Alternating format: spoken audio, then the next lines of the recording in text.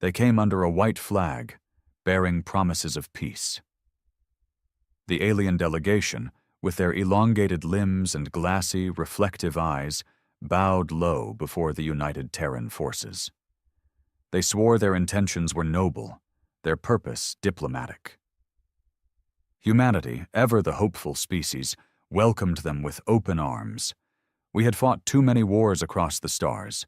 Every alliance mattered. The Galactic Council had already labeled us as unpredictable, dangerous, and too violent for true cooperation. So when the aliens extended their hands in truce, Earth's leaders saw an opportunity to prove we were more than the Council's accusations. Treaties were signed, trade routes were established. Humanity's best and brightest, scientists, doctors, and engineers, were sent to aid in rebuilding alien worlds ravaged by war. We gave them medicine, technology, and knowledge that had taken us centuries to develop. We sent our medics into their war zones, trusting that their honor was as sacred as their words. And then they slaughtered them. The first reports were confusing. The transmissions from the forward medical stations stopped suddenly. At first, Earth Command assumed it was a simple technical issue, some interference on the alien worlds. Then the distress calls came in, broken, desperate voices screaming over static. What little footage we recovered showed scenes we could barely comprehend. Human medics, unarmed and wearing the Red Cross of neutrality, gunned down in cold blood. Hospitals burned, their occupants, both human and alien, reduced to smoldering remains. The ones who weren't killed outright were taken as prisoners, but what happened to them after, we didn't know. We only had whispers. It wasn't a battle. It wasn't even war. It was a massacre. The aliens broadcasted their justification across the known galaxy. Humanity was growing too strong. Their influence needed to be curbed. They were a threat to the balance of power. Earth fell silent, not out of fear, but something far, far worse. For all our civilization, our diplomacy, our progress, there was one truth the rest of the galaxy had forgotten. Humanity never forgives. They had attacked our medics, our healers, our protectors. And so Earth made its decision. We would not send diplomats. We would not send politicians. We would not even send our military. We sent the ones even we feared. The war criminals, the ghosts of past wars, the men and women locked away because their brutality had been too much even for us. Soldiers, commanders, and tacticians who had fought Earth's darkest battles and left scars too deep to heal. They weren't coming to win a war, they were coming to end one. The response was swift, silent, and absolute.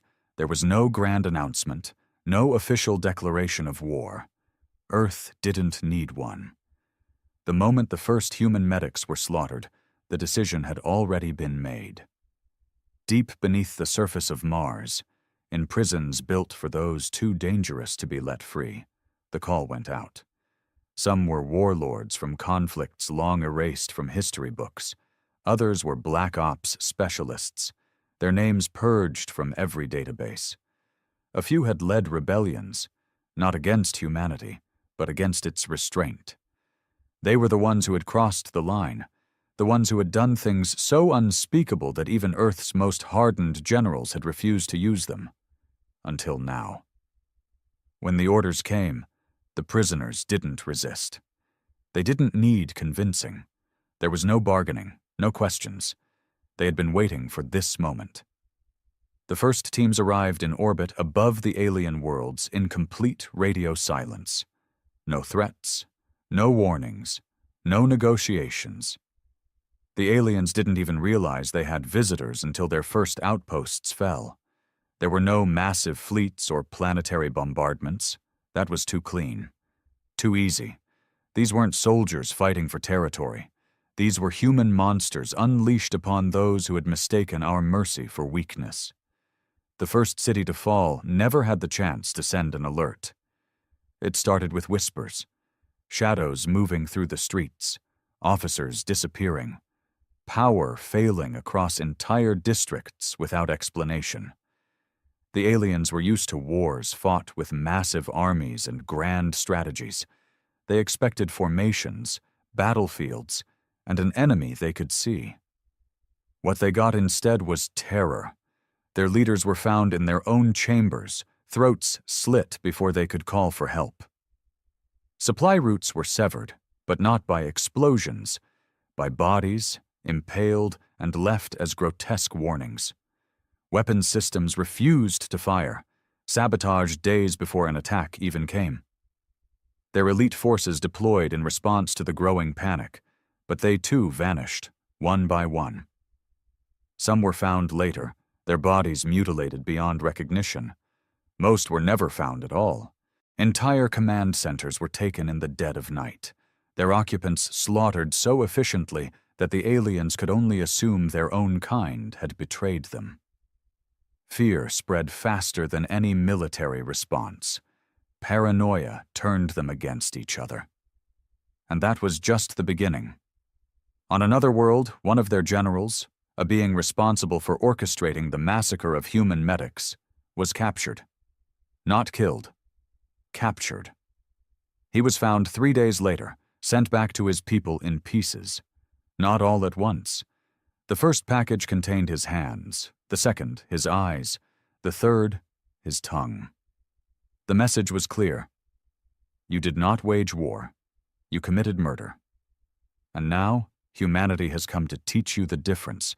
The Galactic Council pleaded for restraint. They called for peace, for reason.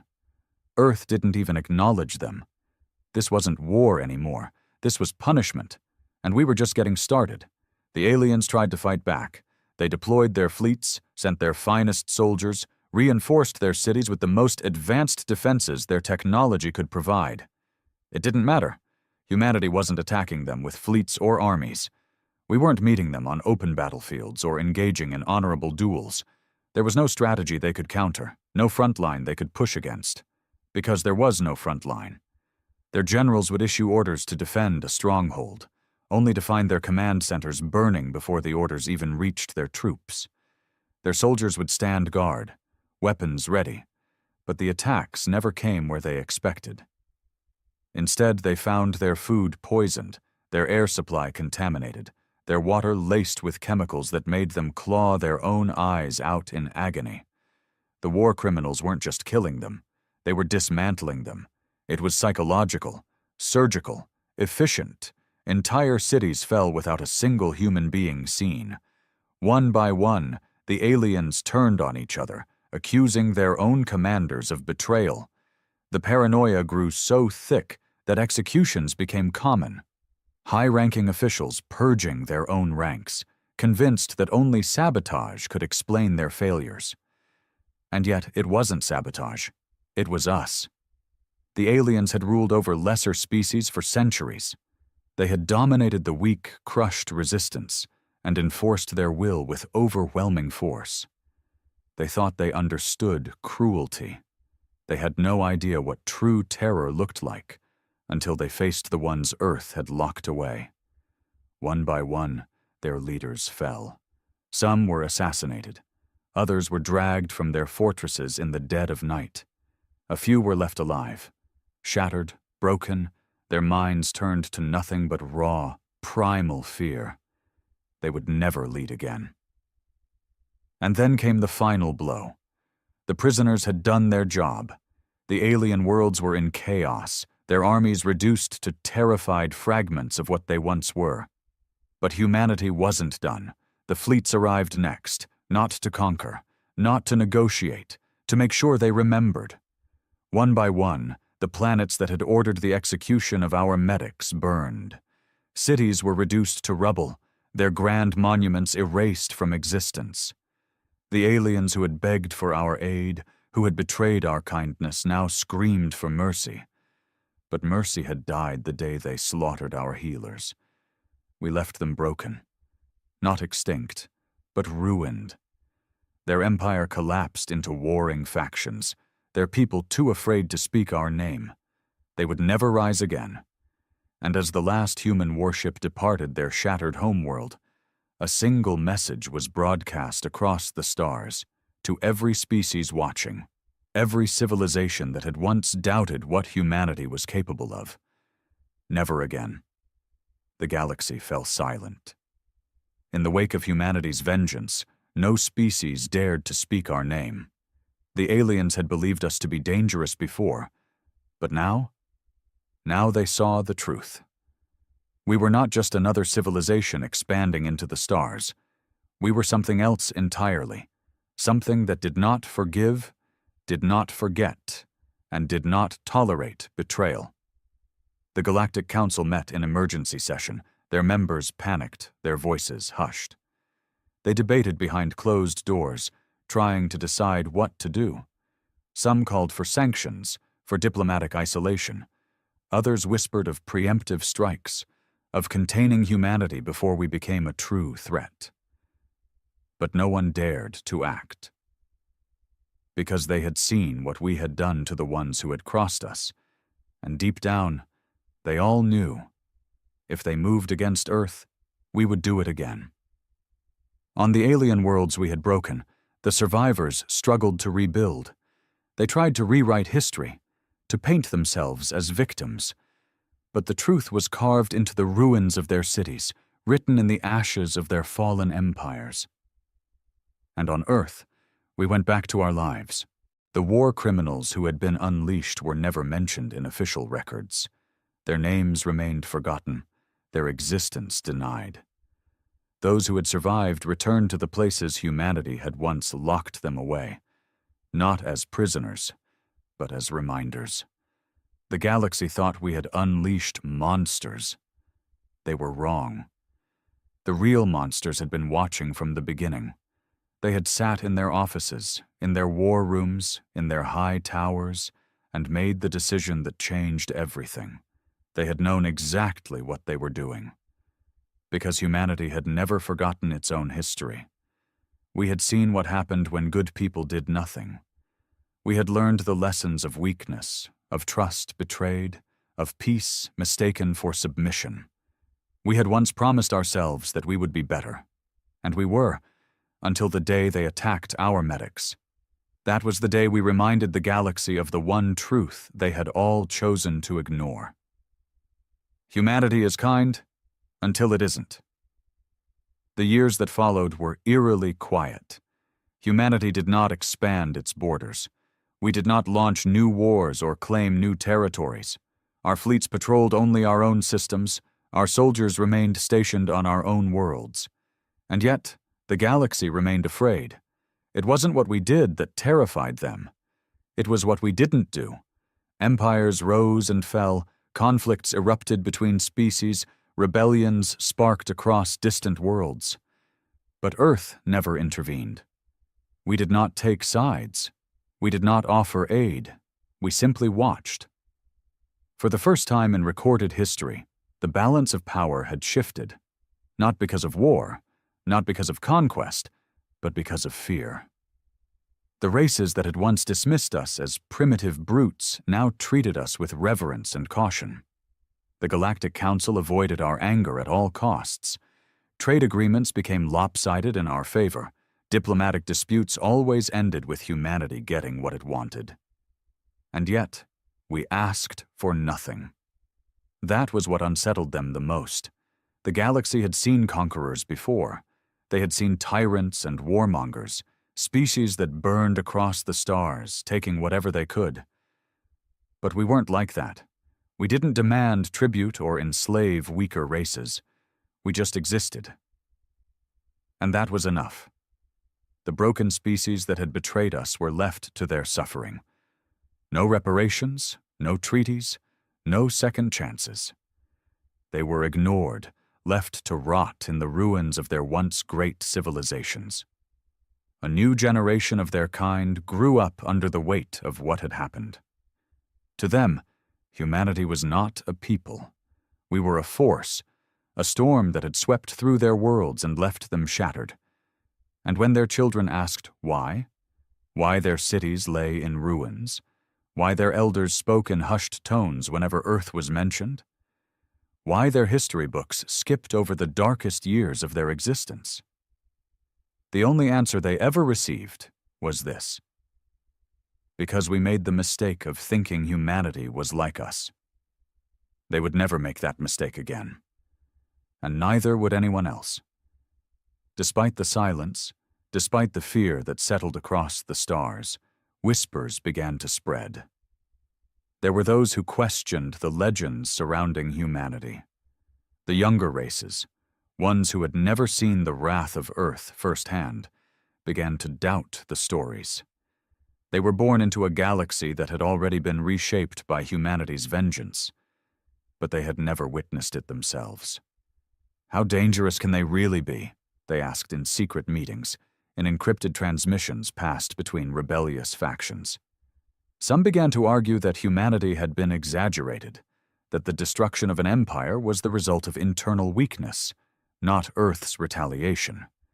And then there were the truly foolish ones, the leaders of new coalitions, the warlords of rising factions. They saw Earth's lack of expansion as a sign of hesitation, of weakness. They wanted to test us. The first was a minor warlord from the fringes of space. His fleet, composed of stolen ships and desperate mercenaries, raided a Terran outpost. It was a small station, nothing of strategic importance. He wanted to provoke a response, to see if the myths were real. Earth's response was minimal at first. A single ship arrived in his sector. Just one. No fleet. No armies. The warlord mocked it. He broadcasted messages of defiance, demanding Earth send its so-called monsters if we truly wished to make an example of him. Then the transmissions stopped. Days passed, and his forces waited for word from their leader. None came. So they sent scouts to investigate. What they found shattered them. His flagship was still there, untouched. No battle damage, no sign of struggle. The only thing that had changed was the crew. They were all dead, every single one. Not from battle, not from explosions or gunfire. They had been executed one by one, with surgical precision. No alarms had been triggered. No distress signals had been sent. The warlord himself was found in his own command chair, eyes wide in terror, a message carved into his forehead with inhuman patience. Never again.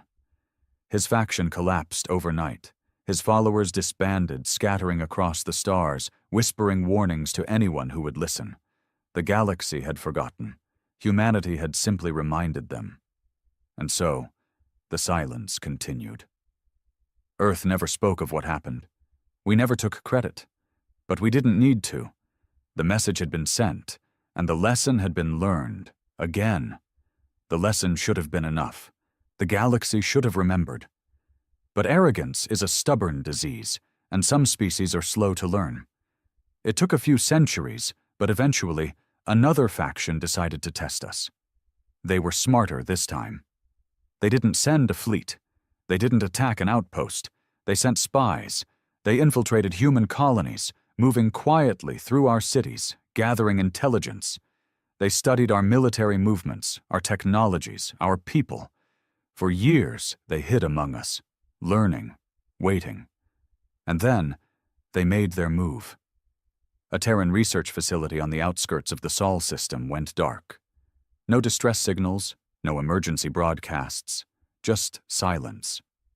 When Earth's response teams arrived, they found only one thing: a single scientist left alive. She was tied to a chair in the center of the ruined facility. The rest of her team was gone. No bodies, no evidence, just gone. Carved into the walls around her was a message written in human blood. We are not afraid of you. Humanity didn't respond immediately. We let them think they had won. Let them believe they had struck a nerve. We waited. And then, without warning, every intelligence network across the galaxy collapsed overnight. Government records were erased. Security systems were breached. Communications between entire factions failed simultaneously. No one knew how. No one knew when it had started. And then the real terror began.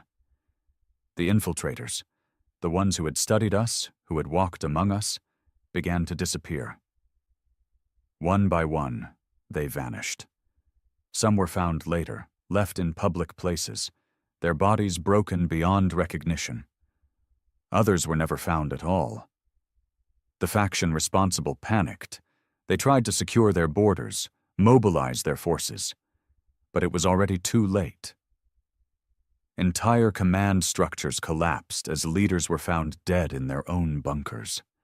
Their ships drifted, empty, their crews missing. Their colonies reported strange movements in the night, figures seen in the shadows, whispers in the darkness. The final blow came when their High Chancellor woke to find himself in his own war room, surrounded by his dead guards. He was alive, for the moment. A human was sitting across from him, cleaning a blade with deliberate slowness. No one knew who the human was. No name, no rank, no insignia. Just a voice that spoke in calm, measured words. "We are not afraid of you either." The next morning, the faction officially surrendered. No terms, no negotiations. They simply gave up, disbanded their government, abandoned their weapons, and scattered across the galaxy, vowing never to cross Earth again. There was no official record of what happened to their leaders, but the message was clear. Humanity did not forgive. Humanity did not forget. And above all else, humanity did not tolerate slow learners. And so, the galaxy remained in check. Not because of laws, not because of treaties, but because of fear. Not fear of war. Fear of what would happen if humanity ever truly lost its patience. Generations passed, and the stories became myths. The younger races whispered about Earth in secret, telling each other tales of the monsters in human skin, the warriors who fought like ghosts, the punishments that came swift and silent.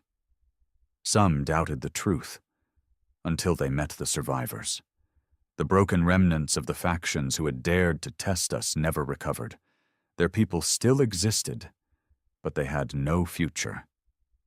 They wandered the galaxy as refugees, cursed by their own ancestors' mistakes, and they all had the same warning. Do not provoke them, do not challenge them, do not give them a reason. For centuries, the galaxy obeyed. Until one day, a new empire arose. They were young, reckless, bold, arrogant in the way all rising powers are. They expanded quickly, claiming worlds, forging alliances, pushing into uncharted space. And eventually, inevitably, they found humanity. At first, they respected us. They approached carefully, seeking trade, studying our history with wary curiosity. But as their influence grew, so did their ambition. They saw Earth's silence as complacency. They mistook our lack of expansion for stagnation, and, just as before, they whispered among themselves, "How dangerous can they really be?" The cycle was beginning again. They started small, testing our borders, probing our defenses. They sent ambassadors laced with subtle threats, hints of demands. Earth gave them nothing. And then they made their mistake. It wasn't an attack. It wasn't an invasion. It was a simple statement, spoken by their leader in a moment of arrogance, broadcast across the stars. Humanity is no longer the power it once was. It is time they accepted their place. The silence that followed was suffocating. The galaxy held its breath. The old survivors of past mistakes paled in horror, whispering desperate prayers that Earth would let this one slide. But deep down, they already knew. Humanity does not forget. Humanity does not forgive. And now, once again, humanity had been given a reason. Somewhere, in a place no one dared speak of, doors that had long remained sealed were opening. The monsters were being awakened, and the galaxy would soon remember the oldest lesson of all. Never provoke. Earth